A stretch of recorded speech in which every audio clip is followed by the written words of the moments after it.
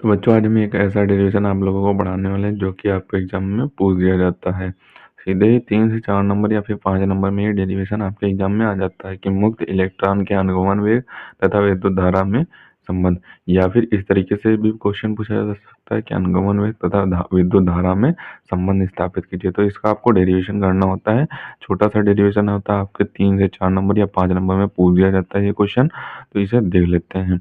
2 number में भी ये कभी-कभी आपको क्वेश्चन आ जाता है, क्योंकि लॉन्ग आंसर है, एक पेज में आ जाता है, तो ये 2 नंबर में भी पूछ दिया जाता है।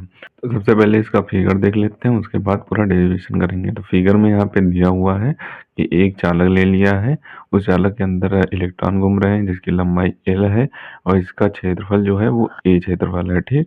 और इसमें विद्युत धारा I प्रवाहित हो रही है, ठीक। विद्युत धारा I प्रवाहित हो रही है और इसे एक V विभवांतर से जोड़ दिया गया है। अब इसी तरीके से आपको इसकी थ्योरी लिख लेनी है कि माना किसी चालक की लंबाई L, अनुगमन वेग V सफिक्स D तथा क्षेत्रफल A है। यानी कि चालक की लंबाई L, अनुगमन वेग V सफिक्स D का क्षेत्रफल जो है वो A है। यदि इलेक्ट्रॉन की संख्या n हो तो, यानी कि इसमें जो इलेक्ट्रॉन बह रहे हैं उनकी संख्या n मान ली जाए तो क्या होगा, एक सेकंड में प्रवाहित इलेक्ट्रॉनों की जो संख्या होगी वो होगी n dot N V suffix में डी। तो ये एक सेकंड में प्रवाहित जो इलेक्ट्रॉनों की संख्या होगी वो आपकी ये हो जाएगी।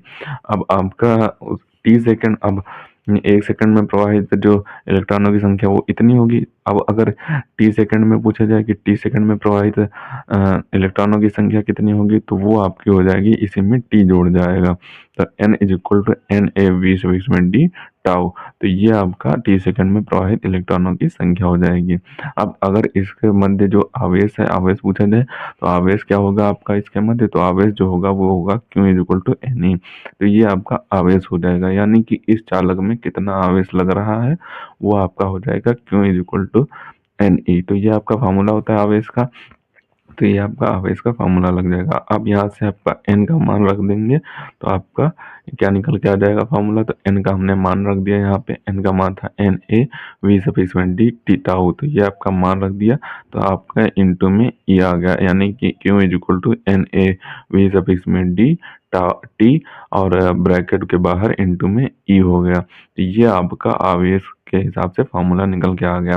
अब अगर परिपथ में एक धारा प्रवाहित कर दी जाए, यानी कि इस परिपथ में एक धारा प्रवाहित कर दी जाए जो कि करी हुई है, आई धारा प्रवाहित कर दिए, तो आई का जो फार्मूला होता है वो आपको लिखना होगा। तो परिपथ में हमने एक धारा प्रवाहित कर दी आई, तो आई का आपका फार्मूला होता है I equal to Q upon T. अब क्यू का यहाँ से आपको फार्मूला रख देना होगा, क्यू का जो मान आया है वो आपको रख देना होगा। तो क्यू का हमने मान रख दिया एन ए वी सफिक्स में डी टी इंटू में ई। तो यह मान रख दिया। अब यहाँ पे जो टी है वो आपस में कट जाएंगे, दोनों टी आपस में कट गए, तो आपका जो निकल के आ जाएगा I is equal to N E A V suffix में डी। ये आपका निकल के आ जाएगा, ये आपका पूरा मान निकल के आ जाएगा। आई का फार्मूला जो आपका निकल के आना था वो निकल के आ जाएगा। यहाँ पे जो ये अनुगमन वेग है वी सफिक्स में डी है, ये अनुगमन वेग है। विद्युत धारा आपकी यहाँ पे ये है आई, तो ये आपकी विद्युत धारा है और यहाँ पे वी सफिक्स में डी ये अनुगमन वेग है। यही संबंध हो जाएगा आपका मुक्त इलेक्ट्रॉन के अनुगमन वेग तथा विद्युत धारा में। तो यही आपको निकालना था, आपका निकल के आ गया। जहाँ पे हमने एक एक का मान भी दिखा दिया है कि कौन क्या कहलाता है, यानी कि ये जो आई है ये धारा है, एन जो यहाँ पे है ये इलेक्ट्रॉन की संख्या है, और यहाँ पे जो ई है वो इलेक्ट्रॉन का आवेश है, और यहाँ पे जो ए है ये क्षेत्रफल है, वी सफिक्स में जो डी है वो अनुगमन वेग है। तो ये आपको अगर लिखना चाहें तो लिख सकते हैं, वरना ना लिखें कोई दिक्कत नहीं होती। यहाँ पे आपको इसलिए लिखा दिया क्योंकि यहाँ पे वी सफिक्स में डी भी दिया हुआ है, धारा भी दी हुई है। तो विद्युत धारा और अनुगमन वेग में आपका यही संबंध होता है। तो ये इंपॉर्टेंट डेरिवेशन इसलिए हो जाता है क्योंकि ये 2 से 3 नंबर में और 5 नंबर में भी पूछा जा सकता है ये डेरिवेशन। तो इसका आप ऊपर से स्क्रीनशॉट कर लें, बचे हुए पार्ट का स्क्रीनशॉट करें, और जो नीचे पार्ट बच गया उसका भी आप स्क्रीनशॉट कर लें। तो इसे आपको अच्छे तरीके से तैयार कर लेना है। इंपॉर्टेंट डेरिवेशन है, आपके एग्जाम में पूछा जा सकता है। तो मिलते हैं किसी नए वीडियो में नए टॉपिक के साथ, तब तक के लिए धन्यवाद। और अगर अभी तक आपने हमारे इस चैनल को सब्सक्राइब नहीं किया है तो सब्सक्राइब जरूर कर लें, क्योंकि हम इसी तरीके से क्लास 12 से रिलेटेड इंपॉर्टेंट टॉपिक पर वीडियो डालते हैं।